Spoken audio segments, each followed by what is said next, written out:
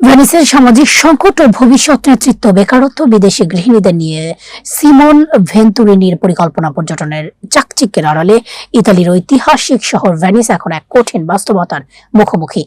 আমাদের Europe bureau chief Mohammad Misbahuddin আলালের পাঠানো রিপোর্টে থাকছে বিস্তারিত।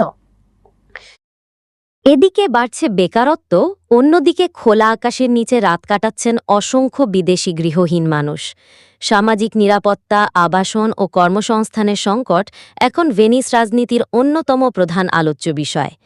এই প্রেক্ষাপটে ২০২৬ সালের ৭ মার্চ ভেনিসের ঐতিহাসিক জিয়ারদিনি রিয়ালিতে জমকালো আয়োজনের মধ্য দিয়ে আনুষ্ঠানিকভাবে নির্বাচনী প্রচারণা শুরু করেন সেন্টার রাইট জোটের মেয়র প্রার্থী সিমন ভেন্তুরিনি। বর্তমানে তার বয়স ৩৮ বছর। নির্বাচিত হলে তিনিই হবেন ভেনিসের ইতিহাসের সবচেয়ে কম বয়সী মেয়র। নির্বাচনী প্রচারণার প্রতীক হিসাবে তিনি বেছে নিয়েছেন হলুদ রং।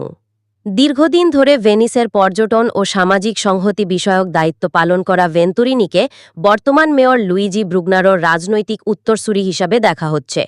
মিডিয়াকে দেওয়া একাধিক সাক্ষাৎকারে ব্রুগনারো স্পষ্টভাবে বলেছেন, ভেন্তুরিনি আমার যোগ্য উত্তরসূরি। এমনকি তিনি আশাবাদ ব্যক্ত করেছেন যে ভেন্তুরিনি প্রথম রাউন্ডেই জয় পেতে পারেন। ভেন্তুরিনিকে সমর্থন দিচ্ছে ইতালির প্রভাবশালী রাজনৈতিক দল লেগা, ফ্রাতেল্লি দা ইতালিয়া, ফোর্জা ইতালিয়া এবং তার নিজস্ব নাগরিক তালিকা। অন্যদিকে তার প্রধান প্রতিদ্বন্দ্বী হিসাবে আলোচনায় রয়েছেন ডেমোক্র্যাটিক পার্টির সেনেটর আন্দ্রেয়া মার্টেলা।